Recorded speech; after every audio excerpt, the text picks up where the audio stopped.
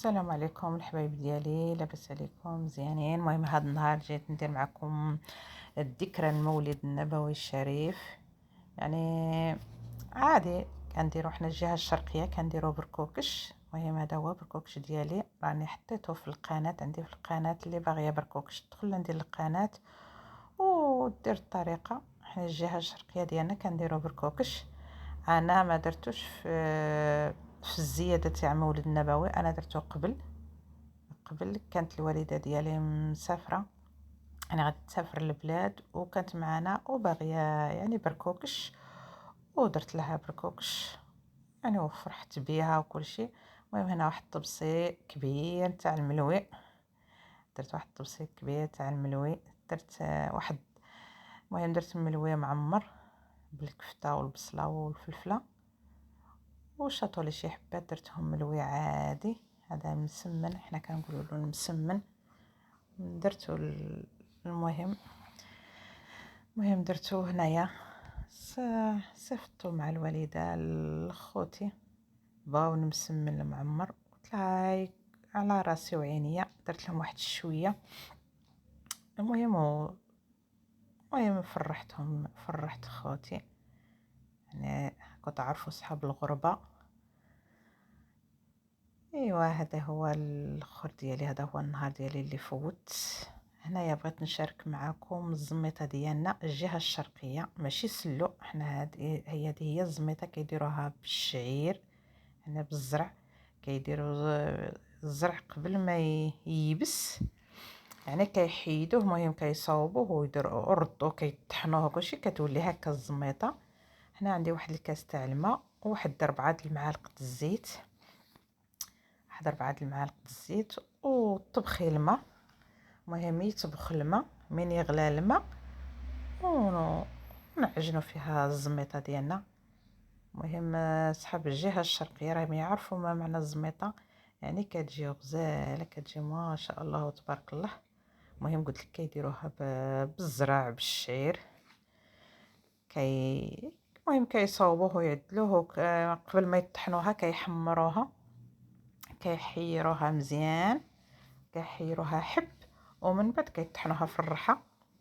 الوالده ديالي كتعجب لها الرحى نتاع الليد، ما كتعجبلهاش الرحى نتاع الضو على برا، هي كيعجبها داك الرحى القدامات. ايوا هذه هي الزميطه ديالنا اللي كنديروه. حنا كنديروه في مولد النبوي الشريف، وكنديروه في من يزيد المزيود. حنا ضروري هذه، يعني هاد الزميطه شوف كتجي غزاله، كتجي تبارك الله ما شاء الله، كتجي بزينتها. المهم هنا درتها كاين اللي يزينها بالسكر، كاين اللي يدير فوقها السكر ياكلها مع السكر، وكاين اللي ياكلها هكاك. المهم اللي ما جربهاش يجربها ويرد عليا. يعني هي الجهه الشرقيه ديالنا قلت لكم معروفه بها، يعني كتجي زينه. وقلت عاد نشارك معكم الطريقه ديالها. وهنا غادي نعمر معكم واحد البريريد على اتاي الشاي المغربي. الشاي المغربي وما أدراك ما الشاي المغربي. المهم هنايا جيت نعمر لهم واحد البراد اتاي بالنعناع، كيجي يا سلام. المهم درت الزريعه ديالي وغادي ندير نشلو التشليله الاولى. المهم هذيك الزريعه نتاع اتاي كنغسلها 2 مرات، كنديرها المره الاولى وكندير المره الزوجه، ومن بعد كنعمر يعني البراد ديال اتاي ديالي. غادي نعمر البراد اتاي ديالي وغادي نديرو فوق النار يغلى حتى يطبخ، ومن بعد عاد ندير النعناع والسكر. المهم الوالده ديالي كتبغي اتاي مطلوق ومشحر وزين. المهم درتو هنايا غادي يغلي مزيان. هو غليت اتاي وغادي ندير النعناع وغادي ندير السكر. وقولوا لي كي جا اتاي ديالي.